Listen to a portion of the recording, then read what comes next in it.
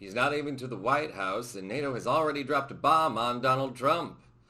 Welcome to Occupy Democrats. I'm David Reddish. You may notice a change in our studio venue. I had to leave my home due to the Los Angeles wildfire crisis. But hey, even a crisis won't stop us at Occupy Democrats from bringing you important breaking news. In today's story, NATO, the storied Western alliance that has maintained world order and kept the United States safe for more than 70 years, just owned Donald Trump, and the man hasn't even taken office yet. Outgoing President Joe Biden also may have had a hand in extending the metaphorical middle finger to Trump. Stay tuned. NATO and Trump have long had a contentious relationship, to put it mildly. Since before taking office in 2017, Trump criticized NATO, accusing its European members of ripping off the U.S. He has called for increased spending from other NATO members. He's also said that the U.S. may not come to the aid of a NATO member that comes under attack if he doesn't feel they're paying their fair share. Under Article 5 of the NATO Charter, an attack on one member is considered an attack on all members, regardless of how much a nation has paid to the NATO budget. Furthermore, the entire point of NATO is to build an alliance to protect one another. NATO members defend one another. They don't decide which members deserve protection and which do not. We're guessing that Donald Trump has never read the NATO Charter. He probably doesn't even know what NATO stands for. Maybe that's why he doesn't seem to understand its purpose. In the 2020 election, Trump again attacked NATO, hinting that he might withdraw the United States from the treaty entirely. Most recently, Trump criticized the organization for its response to Russia's invasion of Ukraine. Trump attacked the Biden administration for allowing the invasion, claiming that it would have never happened under his presidency. Trump has also called for a swift end to the war and threatened to withdraw U.S. support for Ukraine.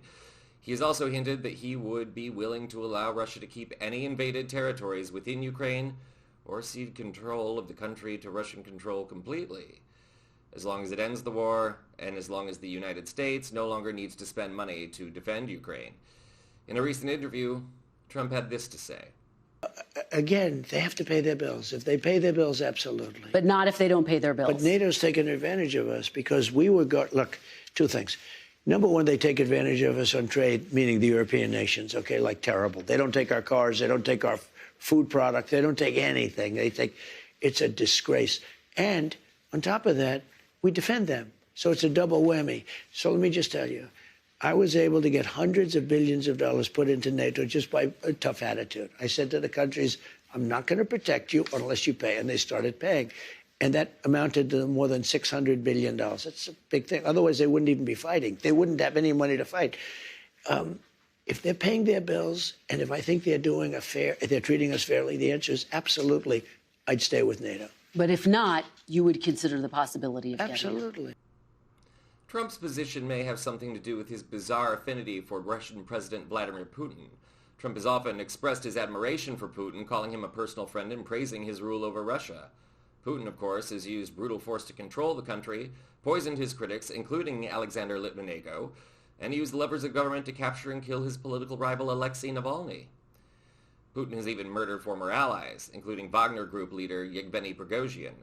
Prigozhin played a key role in the invasion of Ukraine.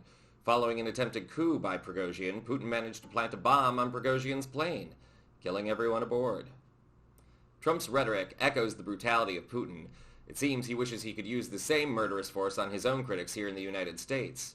Journalist Christopher Steele has also reported on extensive contacts between Trump campaign officials and Russian agents in 2016, and implied that Russia had blackmail information on Trump's sexual proclivities. Perhaps for that reason, Joe Biden, working with Defense Secretary Lloyd Austin and NATO this week, has put into motion a plan to protect Ukraine from Russia and Trump after he leaves office on January 21st. CNN now reports that NATO will take over defense sites in Poland formerly controlled by the United States. The plan went into effect on Thursday and is part of a much larger initiative to let European allies take over the defense of Ukraine from the United States. In a press conference Thursday, Defense Secretary Austin, sitting opposite Ukrainian President Volodymyr Zelensky, had this to say. In addition, the Biden administration has pledged an additional $500 million in aid to Ukraine. No doubt Donald Trump is fuming as Joe Biden has effectively neutered any attempt Trump might make to let Ukraine fall under Russian control. And no doubt, Joe Biden and Lloyd Austin's plan to help NATO and Ukraine is also a metaphorical middle finger to Vladimir Putin. On the other hand, Trump may not have even noticed, given that while Biden and Austin were helping Ukraine, Trump was in a courtroom officially becoming the first incoming felon president. Isn't it nice that Biden and NATO sent him this gift of congratulations? For Occupy Democrats, I'm David Reddish.